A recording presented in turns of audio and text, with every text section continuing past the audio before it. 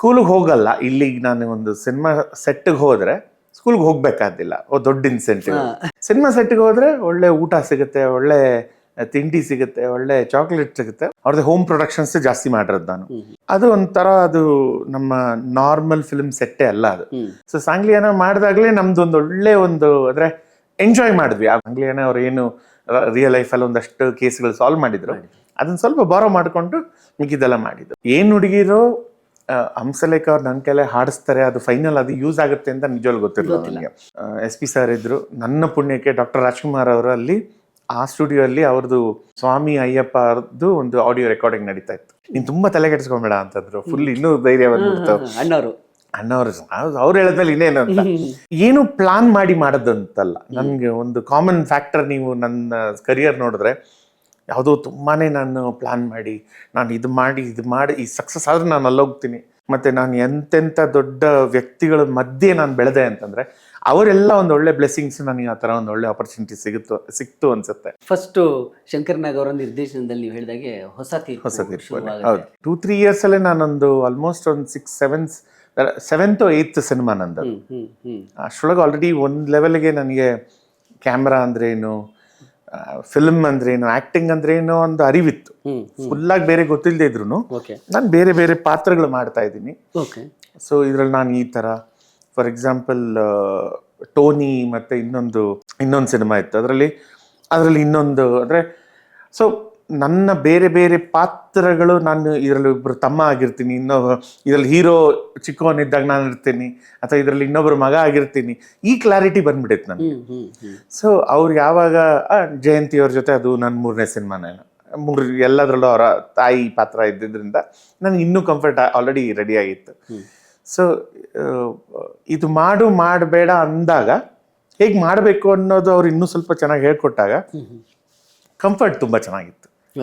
So ಅದಕ್ಕೆ ಅದು ಚೆನ್ನಾಗಿ ಬಂತು ಅಂತ ಅನ್ಸುತ್ತೆ ಇವತ್ತಿಗೆ. ಕ್ಯಾಮ್ರಾ ಮುಂದೆ ಆಕ್ಟ್ ಮಾಡಿ ಅಂದಾಗ ಹೇಗಿರ್ತಿತ್ತು? ಅಂದ್ರೆ ಪ್ಯಾಂಪರ್ ಮಾಡಿ ಆಕ್ಟ್ ಮಾಡಿಸ್ಬೇಕಿತ್ತ ಅಥವಾ ಹೇಗೆ ಸಹಜತೆ, ಹೇಗೆ ಅದು ನಟನೆ ಅನ್ನೋದು? ಸೊ ನಾನು ಇವತ್ತಿಗೆ ಇದನ್ನ ಬೇರೆ ಒಂದು ಇಂಟರ್ಪ್ರಿಟೇಷನ್ ಕೊಡ್ತಾ ಇದ್ದೀನಿ. ಬೇರೆಯವರೆಲ್ಲರೂ ಏನಾಗುತ್ತೆ, ಒಂದು ಸಾಮಾನ್ಯವಾಗಿ ಸ್ಕೂಲ್ಗೆ ಹೋಗಿರ್ತಾರೆ ಅಥವಾ ಒಂದು ನಾರ್ಮಲ್ ಸೆಟ್ ಆಫ್ ಒಂದಷ್ಟು ಗ್ರೋತ್ ಆದಮೇಲೆ, ಒಂದು 7-8 ವಯಸ್ಸಾಗಿರುತ್ತೆ ಅಥವಾ 10 years ಆದಮೇಲೆ ಒಂದು ಸಿನಿಮಾ ರಂಗ, ಒಂದು ಫಿಲ್ಮ್ ಈ ಥರ ಬಂದಾಗ ಇದು ಸ್ವಲ್ಪ ಡಿಫ್ರೆಂಟಾಗಿ ಅನಿಸುತ್ತೆ. ಏನು ಇದು ಆ್ಯಕ್ಟ್ ಮಾಡಬೇಕು ಅಥವಾ ಸ್ವಲ್ಪ ಏನಾದರೂ ಸ್ಟ್ರೈನ್ ಆಗೋದು ಅಥವಾ ಇಷ್ಟ ಇಲ್ಲದೆ ಇರೋದು, ಕಷ್ಟ ಪಡೋವಂಥದ್ದು ಅದು ಅವ್ರಿಗೆ ಅನಿಸಿರ್ಬೋದು. ನನಗೆ ಇದು ತುಂಬ ನಾರ್ಮಲ್ ಆಗಿತ್ತು. ಒಂದು ಕ್ಯಾಮ್ರಾ, ಲೈಟ್ಸ್ ಹಾಕಿ ಅಥವಾ ಒಂದು ರಿಫ್ಲೆಕ್ಟರ್ ಹಾಕಿ ನನಗೆ ಹೇಗೆ ನಾರ್ಮಲ್ ಆಗಿ ಒಂದು ಸ್ಕೂಲ್ಗೆ ಹೋಗಿ ಬರೋದು ಅಥವಾ ಮನೆಗೆ ಹೋಗಿ ಬರೋದು, ಇದು ಒಂದು ನಾರ್ಮಲ್ ವಿಚಾರ ನನಗೆ. ಸೊ ನನಗೆ ಇದು ಆಡ್ ಅನ್ನಿಸ್ತಾ ಇರಲಿಲ್ಲ. ನನಗೆ ಸ್ಕೂಲ್ಗೆ ಹೋಗಲ್ಲ. ಇಲ್ಲಿ ನಾನು ಒಂದು ಸಿನಿಮಾ ಸೆಟ್ಗೆ ಹೋದ್ರೆ ಸ್ಕೂಲ್ಗೆ ಹೋಗ್ಬೇಕಾದಿಲ್ಲ, ದೊಡ್ಡ ಇನ್ಸೆಂಟಿವ್. ಸಿನಿಮಾ ಸೆಟ್ಗೆ ಹೋದ್ರೆ ಒಳ್ಳೆ ಊಟ ಸಿಗುತ್ತೆ, ಒಳ್ಳೆ ತಿಂಡಿ ಸಿಗುತ್ತೆ, ಒಳ್ಳೆ ಚಾಕ್ಲೇಟ್ ಸಿಗುತ್ತೆ, ಇನ್ನೊಂದು ಇನ್ಸೆಂಟಿವ್. ಇದು ಇರೋದ್ರಿಂದ ಇದು ಮಾಡ್ತಾ ಇದ್ರೆ ನನಗೆ ಈ ಬೆನಿಫಿಟ್ಸ್ ಎಲ್ಲ ಇದೆ ಅನ್ನೋದು ಕ್ಲಾರಿಟಿ ಇತ್ತು. ಸೊ ಯಾರು ಕಷ್ಟ ಕೊಡ್ತಾ ಇರಲಿಲ್ಲ, ನಾನು ಮಾಡಲ್ಲ ಅದೆಲ್ಲ ಇರಲ್ಲ. ಯಾಕಂದ್ರೆ ಅದು ಆಲ್ಟರ್ನೇಟ್ ಏನು ಅಂದ್ರೆ, ನಾನು ಸ್ಕೂಲ್ಗೆ ಹೋಗ್ಬೇಕು, ಸ್ಕೂಲ್ಗೆ ಕೂತ್ಕೊಂಡು ಏನೋ ಕಲಿಬೇಕು, ಟೀಚರ್ಗಳು ಹೊಡೆಯೋರು, ಈಗಿನ ಕಾಲದ ಥರ ಅಲ್ಲ, ತುಂಬ ಜನ ಗೊತ್ತಿರಲ್ಲ ಅದು. ಸೊ ಓದೆಗಳು ಬೀಳೋದು. ಸೊ ಈ ಥರ ಅದು ಬೆಟರ ಇದು ಬೆಟರ್ ಅಂದ್ರೆ ಇದು ಚೆನ್ನಾಗಿರ್ತಾ ಇತ್ತು. ಸೊ ಇದನ್ನ ತುಂಬಾ ಸೀರಿಯಸ್ ಆಗಿ ತಗೊಳ್ತಾ ಇದ್ದೆ ನಾನು.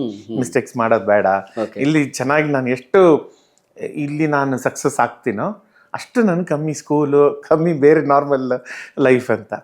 ಸೊ ನನಗೆ ಆ ಥರ ಏನು ಇನ್ಸೆಂಟಿವ್ಸ್ ಬೇಕಾಗ್ತಾ ಇರಲ್ಲ. ಅಲ್ಲಿ ಬಂದು ನಾನು ಸ್ವಲ್ಪ ಫ್ರೀ ಆಗಿರೋದೇ ಅದೇ ಒಂದು ದೊಡ್ಡ ಇನ್ಸೆಂಟಿವ್. ಅದು ಶಂಕರ್ ನಾಗ್ ಅವರ ನಿರ್ದೇಶನದಲ್ಲೂ ಕೂಡ ನೀವು ಆ್ಯಕ್ಟ್ ಮಾಡಿದ್ದೀರಿ, ಅವರ ನಟನೆ ಮಾಡಿರೋ ಬೇರೆ ಡೈರೆಕ್ಟ್ ಮಾಡಿರೋ ಸಿನಿಮಾಗಳಲ್ಲೂ ಕೂಡ ಆ್ಯಕ್ಟ್ ಮಾಡಿದ್ದೀರಿ. ಬಟ್ ಇವತ್ತಿಗೂ ನೆನಪಾಗೋದು ಶಂಕರ್ ನಾಗ್ ಅಂದ ತಕ್ಷಣ ನೆನಪಾಗೋದು ಮಾಸ್ಟರ್ ಮಂಜುನಾಥ್ ಫಸ್ಟ್ ನೆನಪಾಗ್ತಾರೆ ಆ್ಯಕ್ಚುಯಲ್ ಆಗಿ. ಇಲ್ಲ, ನನ್ನ ಪುಣ್ಯ ಅಂತ ಅನ್ಬೇಕು. ಅದು ನಿಜವಾಗ್ಲೂ ಪಾಪ ಎಷ್ಟೋ ಎಕ್ಸ್ಟ್ರಾರ್ಡಿನರಿ ಆ್ಯಕ್ಟರ್ಸ್ ಅವ್ರ ಜೊತೆ ತುಂಬ ಇದ್ರಲ್ಲಿ ಮಾಡಿದ್ದಾರೆ. ನನಗನ್ಸುತ್ತೆ ಅವ್ರ ತೋಳಲ್ಲೇ ಎಲ್ಲ ಯಾವಾಗಲೂ ಕೈಯಲ್ಲೇ ತೋಳಲ್ಲಿ ಇಟ್ಕೊಂಡು ಆ ಒಂದು ಇಮೇಜ್ ನೋಡ್ತಾ ಇದ್ದಂಗೆ ನಾನು ಜ್ಞಾಪಕ ಬರ್ತೀನಿ. ಆ್ಯಂಡ್ ನನಗೆ ಆ ಥರ ಜ್ಞಾಪಕ ಬರೋದ್ರಿಂದ ಅವ್ರ ಬಗ್ಗೆ ಮಾತಾಡೋದ್ರಲ್ಲಿ ಅಷ್ಟೇ ಹೆಮ್ಮೆ ಇದೆ. ಯಾಕಂದರೆ ಅವ್ರ ಬಗ್ಗೆ ನನಗೆ ಎಷ್ಟು ಇನ್ಫಾರ್ಮೇಷನ್ ಇದೆಯೋ ಅದನ್ನು ಎಷ್ಟು ಜನಗಳಿಗೆ ನಾನು ತಲುಪಿಸ್ತೀನೋ ಅದು ನನ್ನ ಪುಣ್ಯ ಅಂತ ಅನ್ಕೊಳ್ತೀನಿ ನಾನು. ಈಗ ಫಾರ್ ಎಕ್ಸಾಂಪಲ್ ಸಾಂಗ್ಲಿಯಾನ ಅಂತ ನೆನ್ಕೊಳ್ಳೋಣ. ಸೊ ಸಾಂಗ್ಲಿಯಾನ ಶೂಟಿಂಗ್ ಸೆಟ್ ಅಲ್ಲಿ ಹೇಗಿರ್ತಿತ್ತು, ಮತ್ತೊಂದ್ ಕಡೆ ಅವರ ನಿರ್ದೇಶನ ಮಾಡುವಂತ ಶೂಟಿಂಗ್ ಸೆಟ್ ಅಲ್ಲಿ ಹೇಗಿರ್ತಿತ್ತು? ಸೊ ಅವರು ನಿರ್ದೇಶನ ಮಾಡೋ ಸೆಟ್ ಬಂದು ಹೆಚ್ಚು ಕಮ್ಮಿ ಅವ್ರದ್ದೇ ಪ್ರೊಡಕ್ಷನ್, ಅವ್ರದ್ದೇ ಹೋಮ್ ಪ್ರೊಡಕ್ಷನ್ಸ್ ಜಾಸ್ತಿ ಮಾಡಿರೋದು ನಾನು. ಅದು ಒಂಥರ ಅದು ನಮ್ಮ ನಾರ್ಮಲ್ ಫಿಲ್ಮ್ ಸೆಟ್ಟೇ ಅಲ್ಲ ಅದು. ಅಲ್ಲಿ ಅವರ ಸಂಕೇತ್ ಅವರ ಏನು ಅವರ ಫ್ರೆಂಡ್ಸ್ ಏನಿದ್ರು ಎಲ್ಲರೂ ಅವರವರ ಪಾತ್ರಗಳು ತುಂಬ ಚೆನ್ನಾಗಿ ಗೊತ್ತಿತ್ತು ಅವರಿಗೆ. ಅಂದರೆ ಸಂಕೇತ್ ಕಾಶಿ ಅವರು both actor as well as ಅವ್ರ ಜೊತೆ ಅಸೋಸಿಯೇಟ್ ಡೈರೆಕ್ಟರ್ ಆಗಿದ್ದರು, ಪ್ರೊಡಕ್ಷನಲ್ಲಿದ್ದರು. ಅವ್ರ ಜೊತೆ ಇನ್ನೊಬ್ರು ಜಗದೀಶ್ ಮಲ್ನಾಡ್ ಅಂತಿದ್ರು, ಹಲವಾರು ಜನ, ಸೋಮು ಅಂತ ಒಂದಷ್ಟು ಜನ ಇದ್ದರು. ನನಗೆ ಅವರ ಹೋಮ್ ಪ್ರೊಡಕ್ಷನ್ ಒಂದು ಅರ್ಥ ಮಾಡ್ಕೊಂಡಿದ್ದು, ನಿಮ್ಗೆ ಫಿಕ್ಸ್ಡ್ ರೋಲ್ಸ್ ಇಲ್ಲ. ನಿಮಗೆ ನೀವು ಆ್ಯಕ್ಟಿವ್ ಮಾಡ್ತಾ ಇರ್ತೀರಾ, ನೆಕ್ಸ್ಟ್ ಅಸೋಸಿಯೇಟ್ ಡೈರೆಕ್ಟರ್ ಆಗಿಬಿಡ್ತೀರಾ, ಅಸಿಸ್ಟೆಂಟ್ ಡೈರೆಕ್ಟರ್ ಆಗಿರ್ತೀರಾ, ಬ್ಯಾಕ್ಗ್ರೌಂಡ್ ಪ್ರೊಡಕ್ಷನಲ್ಲಿ ಇರ್ತೀರಾ. ಸೊ ಇದು ನನ್ನ ಕೆಲಸ, ಇನ್ನೊಬ್ರ ಕೆಲಸ ಅಂತ ಇರ್ತಾ ಇರಲಿಲ್ಲ. ಅಲ್ಲಿ ಎಲ್ಲರೂ ಎಲ್ಲ ಕೆಲಸನೂ ಮಾಡ್ತಾಯಿದ್ರು. ಸೊ ನಮಗೂ ಏನು ಅಲ್ಲಿ ನಾನು ಶಾರ್ಟಲ್ಲಿ ಇರಲಿಲ್ವಾ, ಏನಿಲ್ಲ ಅಂದ್ರೆ ಅಟ್ಲೀಸ್ಟ್ ಆ ಸ್ಕ್ರಿಪ್ಟ್ ಇಟ್ಕೊಂಡು ಓಡಾಡ್ತಾ ಇದ್ದೆ ಅವ್ರ ಜೊತೆ. ಅಂದರೆ ಸುಮ್ಮನೆ ಕೂತ್ಕೊಂಡು ಟೈಮ್ ಪಾಸ್ ಅಂತೂ ಇಲ್ಲ ಅಲ್ಲಿ. ಇದು ನಮ್ಮ ಸೆಟ್ಟು, ಇದು ನಮ್ಮ ಪ್ರೊಡಕ್ಷನ್ನು, ಇದು ನನ್ನ ಕೆಲಸ ಇಲ್ಲ ಅಂತ ಯಾರಿಗೂ ಗೊತ್ತಿಲ್ಲ. ಸೊ ಇದೆಲ್ಲ ನೋಡಿ ಕಲ್ತಿದ್ದು ನಾನು. ಎಸ್ಪೆಷಲಿ ಅರು ಮೇಡಮ್ ಆಗಲಿ, ಅವರು ಪಿಂಟಿ ಅಂತಿದ್ರು, ಅವ್ರ ಸಿಸ್ಟ್ರು, ಇನ್ನೊಂದಷ್ಟು ಜನ ಹೆಸರು ಮರಿತಾ ಇರ್ಬೋದು. ಬಟ್ ಅವ್ರ ಹತ್ರ ಎಲ್ಲ ನೋಡಿ ನಾನು ಕಲ್ತಿದ್ದಿದ್ದು.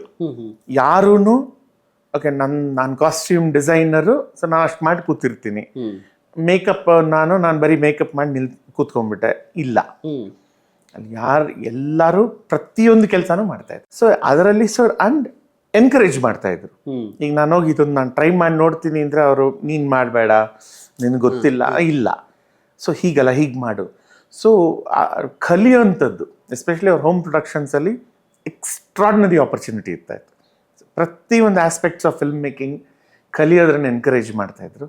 ಕಾನ್ಷಿಯಸ್ ಆಗಲ್ಲ, ಅದು ಸಬ್ಕಾನ್ಷಿಯಸ್ ಆಗಿ. 5 ಜನ ನೀವು ಅಲ್ಲೆಲ್ಲ ಒಂದು ಹೆಲ್ಪ್ ಮಾಡ್ತಾ ಇದ್ರೆ ಅಥವಾ ಇನ್ನೊಂದು ಕೆಲಸ ಮಾಡ್ತಾ ಇದ್ರೆ ನೀವು ಸುಮ್ಮನೆ ಕೂತಿರಲ್ಲ, ನೀವು ಹೋಗ್ತೀರಾ.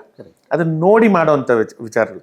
ಸೊ ಒಂದಷ್ಟು ಕಲಿತೆ ನಾನು. ಸೊ ಅದಕ್ಕೆ ನಾನು ನಿಜವಾಗ್ಲೂ ಯಾವಾಗಲೂ ಚಿರಋಣಿ. ಅವರ ಬಗ್ಗೆ ತುಂಬಾ ಒಂದು ಪಾಸಿಟಿವ್ ಆಗಿ ಹೇಳಬೇಕು ಅಂತಂದರೆ, ಅವರೇ ಒಂದು ಎಕ್ಸ್ಟ್ರಾರ್ಡಿನರಿ ಡೈರೆಕ್ಟ್ ಆಗಿ ಅವ್ರಿಗೊಂದಷ್ಟು ಕ್ರಿಯೇಟಿವಿಟಿ ಇದ್ರೂ ಒಂದು ದಿನ ನಾನು ಅವರು ಬರೀ ಆ್ಯಕ್ಟಿಂಗ್ ಮಾಡೋ ಟೈಮಲ್ಲಿ ಡೈರೆಕ್ಟ್ರಿಗೆ ಯಾವತ್ತೂ ಇದು ಬೇಡ, ಇದು ಮಾಡಿ ಆ ಥರ ಇಂಪೋಸ್ ಮಾಡಿಲ್ಲ.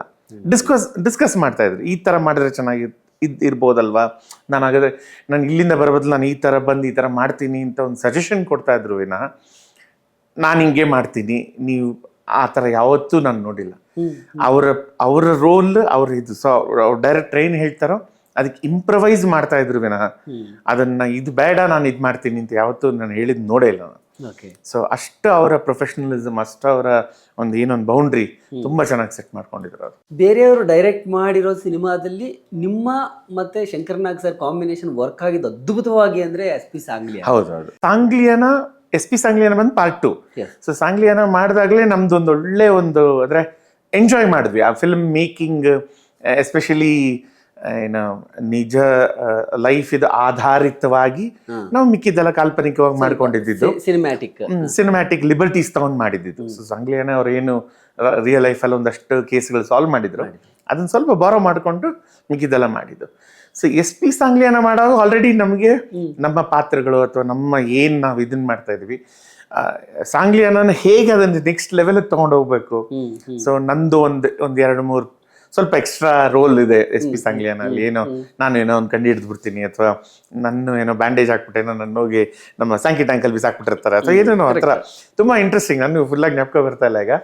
ಬಟ್ ವೆರಿ ಇಂಟ್ರೆಸ್ಟಿಂಗ್ ಏನಂತಾರೆ ಆಪರ್ಚುನಿಟಿ ಅದು.